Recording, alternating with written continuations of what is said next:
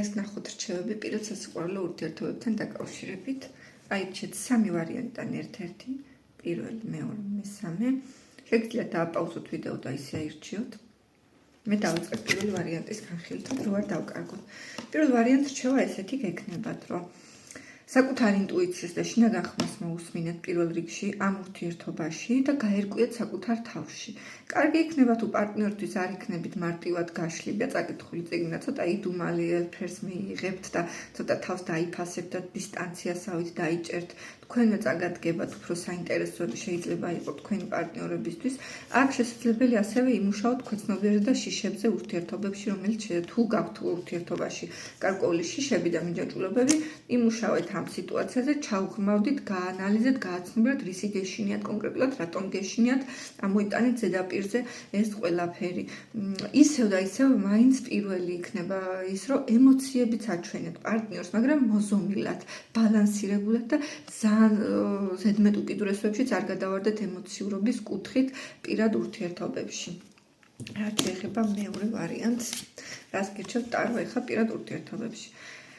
მოიძიეთ კარგად ინფორმაცია და გაერკვიეთ თქვენ პარტნიორთან. შესაძლებელია გაქვთ გარკვეული კითხვის ნიშნები ურთიერთობაში და დასვით კითხვები და გაიგეთ რეალურად რას ფიქრობთ და რა ხდება და სათხართ. ამ თქვენს თავში კი არ იკვლიოთ მხოლოდ და მხოლოდ პირდაპირ პარტნიორს კითხეთ, თუ რამე გაინტერესებთ და თუ რამეში ეჭვი გეპარებათ, გამოიძიეთ.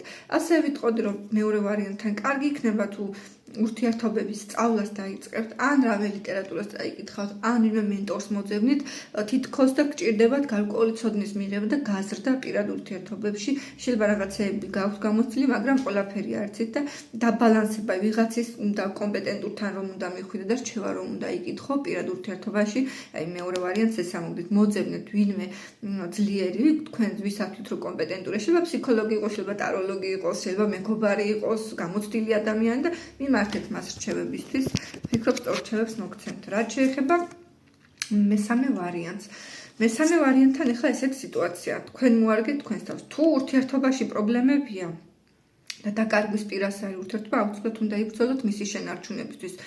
თუ ბევრი გაქვთ ჩადებული რესურსი უკვე ურთიერთობაში და დაიღალეთ, დროა რომ მეტი რესურსი აღარ ჩადოთ, დროა რომ გაუფრთხილეთ საკუთარ ძალებს, საკუთარ ენერგიას, საკუთარ თავს, გამოიჩინეთ სიჯიუტე, არ ღირს ძალიან ზედმეტი გახსნილობა ურთიერთობაში ამ ეტაპზე მესამე ვარიანტისთვის. უფრო ჯობია რომ დაიცვათ თქვენი თავი, თქვენი პირადი საზღვრები, თქვენი პირადი სივრცე და ყველა ეჭვის თვალით შეხედეთ ყველაფერს. დაეყრდნით გამოცდილება, შეიძლება უკვე ბევრჯერ გეტკინათ გული, ბევრჯერ წაიმტვრიეთ კისერი და დროა ამ გამოცდილებაზე დაყრდნოთ რაღაცები ისწავლოთ და ისე იმოქმედოთ.